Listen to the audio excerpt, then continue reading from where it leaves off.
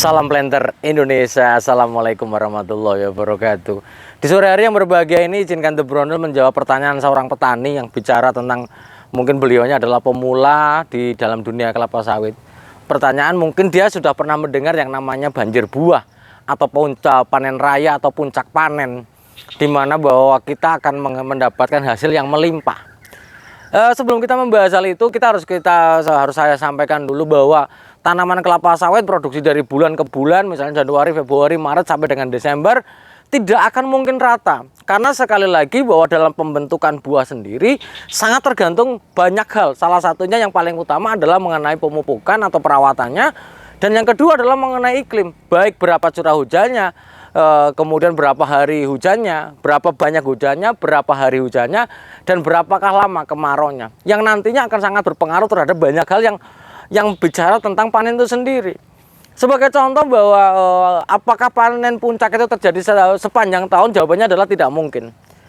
Indonesia berada di iklim yang tropis, maka fluktuasi musimnya antara dua, yaitu adalah musim kemarau atau musim penghujan. Ketika kita musim penghujan, maka curah hujan akan banyak dan hari hujan akan relatif lebih banyak dibandingkan kemarau. Di mana kemarau ini berarti kita ngomongin air.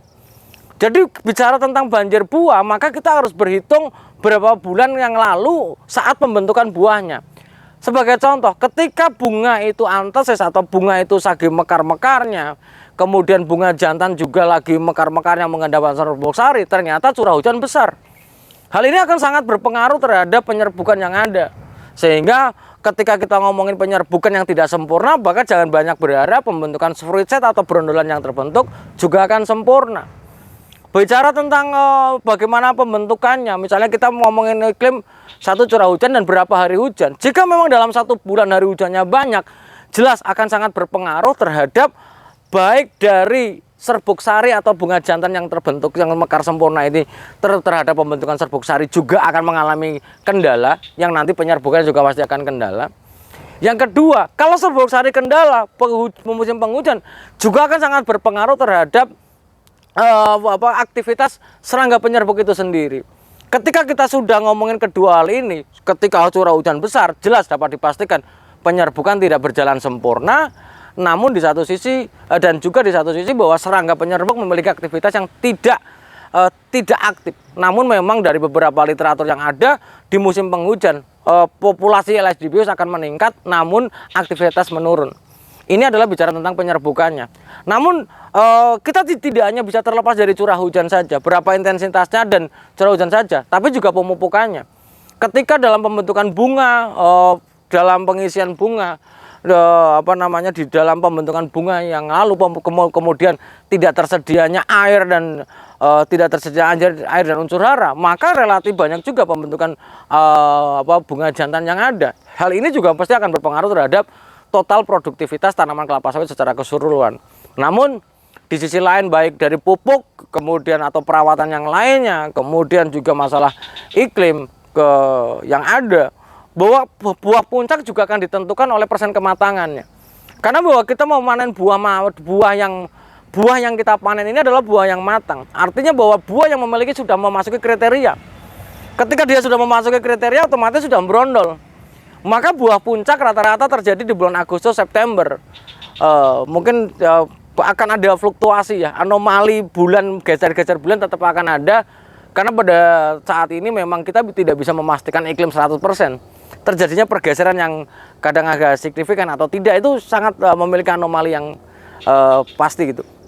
Nah, kalau bicara tentang kematangan, maka persen kematangan pasti akan tinggi ketika kita memasuki buah puncak. Pak Pendi, kalau buah puncak ini artinya apakah kita memanen buah mentah juga? Tidak. Anomali yang ada ketika kita memasuki buah puncak, maka jumlah janjang yang berondol relatif lebih banyak. Selain jumlah janjang yang berondolan juga banyak, maka otomatis jumlah janjang yang kita panen juga pasti akan banyak. Ketika jumlah yang matang juga banyak, maka jumlah janjang akan dipanen juga akan banyak. Lah, ini yang anomali-anomali ini yang sangat terjadi. Tapi kalau menjawab pertanyaan salah satu sahabat The Brondel, apakah buah puncak bisa terjadi sepanjang tahun? Jawabannya adalah tidak bisa. Karena kita memiliki fluktuasi musim, terutama musimnya. Kalau toh kita mau menebar pupuknya sepanjang tahun dengan dengan dosis yang tepat terus, apakah buahnya tetap akan fluktuatif? Tetap akan fluktuatif. Karena faktor yang terbesar adalah sekali lagi adalah musimnya, iklimnya, curah hujannya, penyinaran mataharinya, dan yang ada secara iklim ini yang sangat akan berpengaruh. Mungkin itu saja dulu yang dapat saya sampaikan pada kesempatan di sore hari ini. Tapi ada satu lagi, pengaruh Elaisdibius cameronicus atau serangga penyerbuk ini selain akan membentuk brondolan, juga akan membentuk brondolan yang sempurna, akan membentuk berat tandan yang sempurna juga. Rata-rata ketika penyerbukan di musim penyerbukannya masih harusnya berjalan baik, kemudian banyak curah hujan yang akan membombardir serbuk sari untuk penyerbukannya, relatif buahnya akan relatif kempet pastinya. Mungkin itu saja dulu yang dapat saya sampaikan pada kesempatan di sore hari ini. Semoga bermanfaat bagi Mas dan saya juga, karena bahwa bicara tentang panen ini faktor penentunya banyak sekali, Mas. Tapi bicara tentang panen puncak atau panen raya ditentukan oleh perawatan kita secara kontinu, kemudian juga ditentukan oleh kondisi musim atau iklim yang akan sangat berpengaruh terhadap produksi tanaman kelapa sawit itu sendiri. Mungkin aja dulu, semoga Allah memberikan kesehatan dan kebahagiaan tanpa syarat bagi kita semuanya. Terima kasih, salam planter Indonesia. Assalamualaikum warahmatullahi wabarakatuh.